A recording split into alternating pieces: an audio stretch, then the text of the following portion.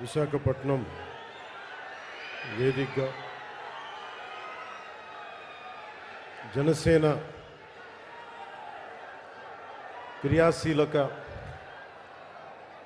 క్రియాశీలకంగా పనిచేసే జన సైనికుల్ని కలవడం కోసం ముఖాముఖి జరిపి వారి మాటలు వినడం కోసం వారి సలహాలు సూచనలు స్వీకరించి పార్టీని మరింత బలోపేతం చేయడానికి ఏర్పాటు చేసిన ఈ సభకి విచ్చేసిన మీ అందరికీ పేరు పేరున నా హృదయపూర్వక నమస్కారం. అలాగే ఈ సమావేశాన్ని గత 10 రోజులుగా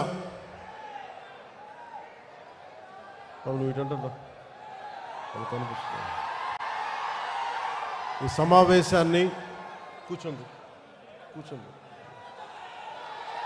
ఈ సమావేశం కోసం దాదాపు 12 కమిటీలు వేశాం.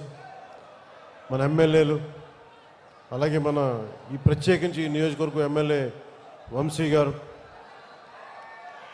మన విశాఖపట్నం నాయకులు నాదెండ్ల మనోహర్ గారి ఆధ్వర్యంలో మన ఉత్తరాంధ్ర నాయకులు అందరూ, రాష్ట్ర నాయకులు అందరూ కలిసికట్టుగా పనిచేసి జనసేన క్రియాశీలకగా పనిచేసే జన సైనికులు, వీర మహిళలు అందరూ ఈ సమావేశం కోసం కష్టపడ్డారు. మీ అందరికీ నా ప్రత్యేకమైన ధన్యవాదాలు, కృతజ్ఞతలు. అలాగే గత 3 రోజులుగా విశాఖపట్నంలో పోలీస్ సిబ్బంది అందిస్తున్న సహకారానికి మనస్ఫూర్తిగా నా ధన్యవాదాలు తెలుపుకుంటా ఉన్నాను.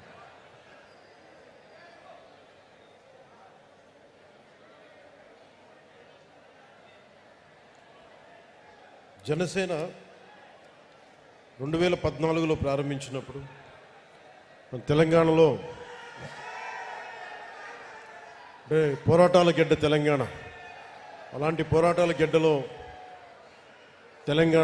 తెలంగాణలో ప్రారంభించాం. ఆంధ్రప్రదేశ్లో నిలదొక్కున్నాం. ఈరోజు మహారాష్ట్ర నుంచి, కర్ణాటక నుంచి, ఒరిస్సా నుంచి, తమిళనాడు నుంచి అందరూ మేము కూడా వస్తాం, మన పార్టీ ఉనికి అక్కడ లేకపోయినప్పటికీ మేము కూడా దీంట్లో భాగస్వామి అవుతాం అని వచ్చేసిన కర్ణాటక, తమిళనాడు, మహారాష్ట్ర, ఒరిస్సా నుంచి వచ్చిన జన సైనికులకి, వీర మహిళలకి నా హృదయపూర్వక నమస్కారం. మనస్ఫూర్తిగా ఆంధ్రప్రదేశ్ విశాఖపట్నం మేము మనస్ఫూర్తిగా హృదయపూర్వకంగా మిమ్మల్ని ఆహ్వానిస్తుంది. పార్టీ ప్రారంభించినప్పుడు దారి తెన్ను తెలియదు నాకు. కేవలం నమ్మకం, సగటు మనిషి, మిడిల్ క్లాస్ వ్యక్తి ఒకప్పుడు రాజకీయాలను శాసించేవాడు. అలాంటి మిడిల్ క్లాస్ వ్యక్తులు, మేధావులు రకరకాల విధంగా విడిపోయారు. సమస్య వచ్చినప్పుడు ప్రతి ఒక్కళ్ళు వాళ్ళదైన పర్స్పెక్టివ్ తోటి, వాళ్ళదైన దృక్పథంతో ఉండే పరిస్థితుల్లో నాకు అనిపించింది సగటు మనిషి మాట్లాడే కోపం ఎలా ఉంటుంది, ఆవేదన ఎలా ఉంటుంది, వీటి నుంచి పుట్టింది జనసేన. సరిగ్గా వచ్చే సంవత్సరం 26 మార్చి 14కి ఒక పుష్కర కాలం అవుతుందంటే 12 సంవత్సరాలు. ఈ దశాబ్ద కాలం నిజంగా చెప్పాలి నాకు తెలియలే. నా పిల్లలు పెద్దోళ్ళు అయిపోయారు.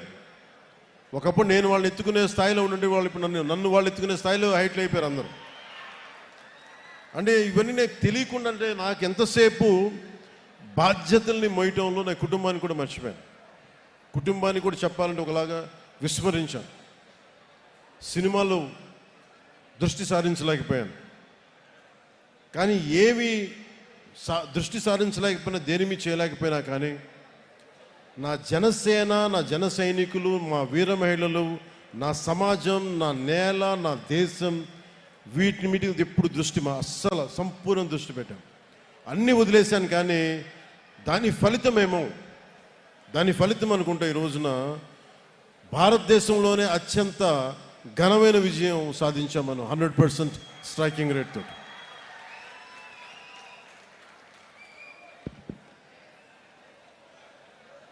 ఈరోజు 150 మందితోటి మొదలుపెట్టే మన ప్రయాణం. ఒక 18,000 మనల్ని నమ్మే జన సైనికులు, వీర మహిళలు వచ్చారు. అదే ఈ రోజున 12 లక్షల మంది క్రియాశీలక సభ్యులు శక్తిగా మారింది. ఈ రోజున వేదిక పైన 21 మంది ఎమ్మెల్యేలు, 2 ఎంపీలు, 2 ఎమ్మెల్సీలు, మనకి చైర్మన్స్, నాయకులు, ఇంతమంది బలంతో వచ్చాం. కాకపోతే 12 సంవత్సరాల దశాబ్దం పైన పట్టింది. అంటే దీనికి ఎవరు కారణం? దీనికి అంటే Janasena journey it is a journey of resilience and redemption. అంటే విముక్తి, అంటే విమోచనం చేయాలి ఒక కష్టాల నుంచి ప్రజల్ని.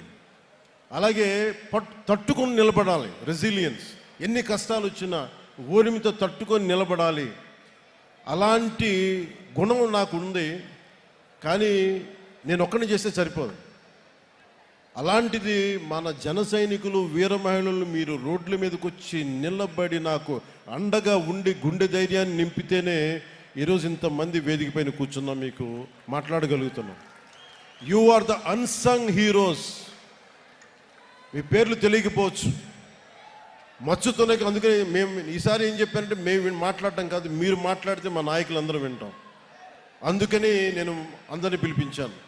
తెలంగాణ నుంచి కావచ్చు, మన శివ కావచ్చు, చెంచులు యువకుడు.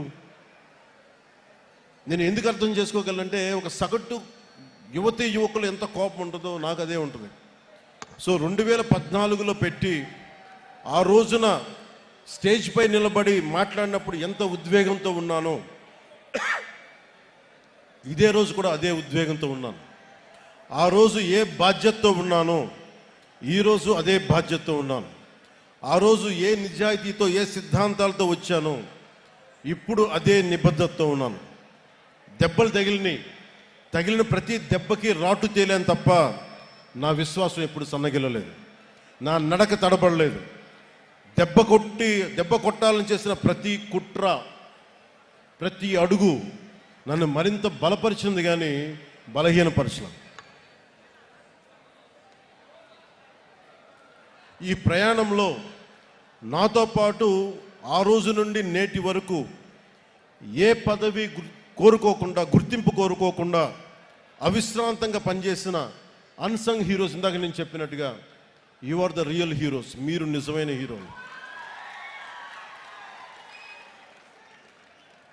అంటే వివిధ హోదాల్లో భాగస్వాములైన వాళ్ళు చాలామంది ఉన్నారు. నిజాయితీతో మనమందరం కలిసి భవిష్యత్తు గమనాన్ని ఎలా మార్చచ్చు అని ఈ సుదీర్ఘమైన ప్రయాణంలో నిరూపించారు. లియో టాల్స్టాయ్ చెప్పినట్టుగా, the strongest of all warriors are those 2, time and patience. అంటే నిజంగా ఒక యుద్ధ రంగంలో తట్టుకొని నిలబడే బలమైన యోధులు ఎవరంటే కాలం, సహనం. అలాంటి కాలం, సహనం గుండెల్లో పెట్టుకున్న జన సైనికులు, వీర మహిళలు మీరు నిరూపించారు. You are the true heroes. I salute you. అలాగే నేను పార్టీ ప్రారంభించినప్పుడు నేను ఏ రోజు కూడా ఊహించలేదు నేను పని చేసుకుంటూ వెళ్ళిపోదాను. కానీ ఈ రోజున తమిళనాడు నుంచి, కర్ణాటక నుంచి, ఒరిస్సా నుంచి, మహారాష్ట్ర నుంచి కూడా వచ్చి జనసేన ప్రయాణం మాకు భాగస్వామ్యం కావాలని చెప్పి చాలా వచ్చినందుకు, ఇది జనసేన ఒక ఐడియలిస్టిక్ పార్టీ. ఇది చాలా పార్టీస్ వస్తాయి, నేషనల్ పార్టీస్ దృక్పథం వేరుంటుంది. కానీ జనసేన ఐడియాలజీ బేస్డ్ పార్టీ. ఒక కులం కోసం పెట్టిన పార్టీ కాదు జనసేన. ఒక కుటుంబం కోసం పెట్టిన పార్టీ కాదు జనసేన. కేవలం ఒక రాష్ట్రం కోసమో, ఒక ప్రాంతం కోసం పెట్టిన పార్టీ కాదు. దేశం అంతా మాట్లాడాలి ఒక రోజు అని కలలు కన్నాను. దాన్ని ఒక స్వప్నాలు చూశాను నేను. జరుగుదో నాకు తెలీదు. ఖుషీ సినిమా అయిపోయినాక, ఒక పెద్ద విజయం వచ్చాక నేను అనుకుంటా ఉన్నా, రేపొద్దున ఇంత ఘనమైన విజయం వచ్చింది, ఇంకో రోజున దేశం మొత్తం తెలుస్తాం, ఇంకో రోజున అంతర్జాతీయ మొత్తం తెలుస్తాం. కానీ నాకు ఆనందం ఉంటుందా అంటే నాకు సమాధానం దొరకలా. అందుకు ఆ రోజు నుంచి నాకు సినిమాల మీద ఎంత ప్రూవ్ చేసుకోవాలో నాకు తెలియలే. కానీ నాకు ఏమనిపించిందంటే, ఇదే నిజ జీవితంలో చేయగలిగితే ఎలా ఉంటుంది. దానికి ఆ రోజు నేను నిర్ణయం తీసుకొని ఎంత నలిగిపోయానంటే ఒకసారి నాకే అనిపిస్తుంది ఎందుకు ఇలా చేసుకున్నాను నా జీవితాన్ని అనిపిస్తుంది. కానీ ఒక ఉద్దానంలో ఎవరు మమ్మల్ని పట్టించుకోరు అని చెప్పి ఏడుస్తున్న ఉద్దానం కిడ్నీ బాధితులను చూస్తే నేను తీసుకున్న నిర్ణయం చాలా సరైంది అనిపిస్తుంది. ఈ రోజున కూర్చోబెట్టి ప్రతి సమస్యలను ఎప్పుడు రోడ్లంటే మాకు తెలియదు, డోలీ మోతలు తప్ప అన్న గిరిజన గ్రామాల్లో రోడ్లు వేయిస్తుంటే నేను ఆ రోజు తీసుకున్న నిర్ణయం సరైంది అనిపిస్తుంది. ఈ రోజున మారుమూల ఎక్కడికి వెళ్ళినా, మహారాష్ట్రకి వెళ్ళినా లేదంటే తమిళనాడు వెళ్ళినా ఇంతమంది జనం వచ్చి నీకు ప్రేమగా పలకరిస్తుంటే నేను తీసుకున్న నిర్ణయం సరైంది అనిపించింది.